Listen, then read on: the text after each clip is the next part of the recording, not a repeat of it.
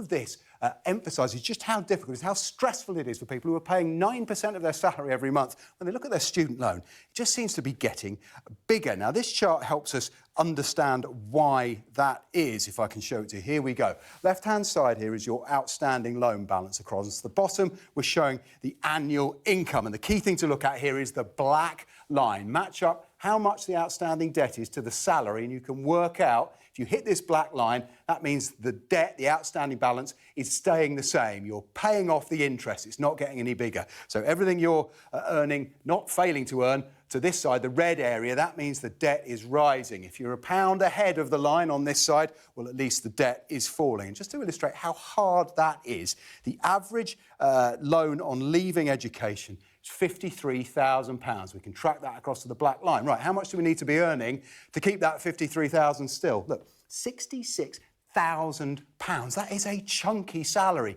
even for a graduate, and it explains why so many people find these ever-growing loans really oppressive. If that's the debt growing with interest, what about how it affects your salary? Let's look at what we call the marginal tax impact. Remember, this 9% off your salary, it's effectively a graduate tax. These are tax thresholds, the point at which you start paying them. This is income tax. We can add national insurance on top, you can see. So that kicks in at the lower rate here, and then the higher rate of tax here. We can stick on a personal allowance for higher earners that gets withdrawn if you're lucky to get it. But let's now put on the student loan. Let's put on the 9% and see what it does.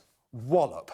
Look what that does to the marginal tax rate. All of a sudden, a lower tax, someone who's, compared to their peers who don't have a student loan, they're paying close to 40% of tax. When you get to the £50,000 mark, every pound after here that somebody takes home, they're taking home less than half of it, because less than 50p, because of the impact of marginal tax on the rate of that student loan. And that is why people, you get to about £50,000 in earnings, you're probably thinking about family, housing costs, all the things that are already way more expensive than your parents' generation.